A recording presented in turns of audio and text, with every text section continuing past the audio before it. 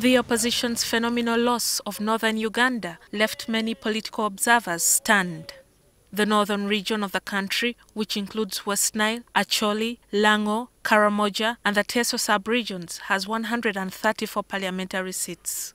Of these, the National Resistance Movement, or NRM, 195 seats, the Forum for Democratic Change, or FDC, 111 seats, Uganda People's Congress, or UPC, 19 seats, the Democratic Party, or the DP, 12 seats, and the People's Progressive Party, or the PPP, got 1 seat.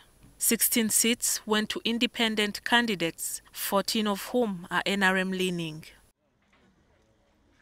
Previously, the North was seen as an opposition stronghold, a legacy from the rebel groups that took root in the area from 1986 to 2006, the largest being the Lord's Resistance Army, or LRA. As a result of the wars, the region lagged behind in development compared to the rest of the country. But all that is changing now, with the region experiencing fast economic and infrastructure development. The leader of opposition in parliament, Betty Awol-Ochan, attributes the opposition's record losses to internal wrangles and the mysterious Plan B championed by the FDC, specifically by Dr. Kizza Besigye, a one-time presidential candidate who is now a political activist.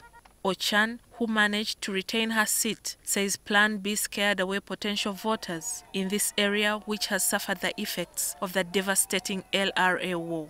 Even when we tried to explain, they wouldn't understand. They thought Plan B was again taking their children to war and making them, the women, the big men, struggle by running. There has always also been issues, internal wrangles. Primary was a big factor in our setback. So what magical formula did the NRM use to conquer the region? Jacob Olanya, NRM's vice president for the northern region, attributes the party's win to active village structures that embraced door-to-door campaigns. Anytime you're moving, you'll see a yellow bicycle somewhere. Now that was motivation beyond motivation. So a lot of money was sent by the party to the structures, which was a response to my really strong plea to the party and its leadership that we have to use the structures of the party. There was so much voter bribery in the last 3 days of the election at the presidential and the parliamentary level. A lot of money was poured in and people were distributing a lot of salt and soap and money. Political analysts also lay the blame at Dr. Kizza Besigye's door, saying when he pulled out of competitive politics, he rendered opposition parties irrelevant in the region.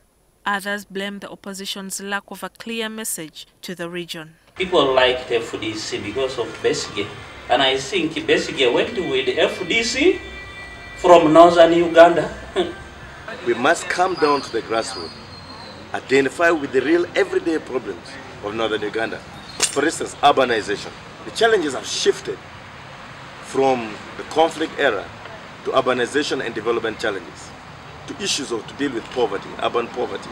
What remains to be seen is whether the opposition can go back to the proverbial drawing board and chart a way forward to reclaim their previous stronghold. Gillian Nantume, NTV.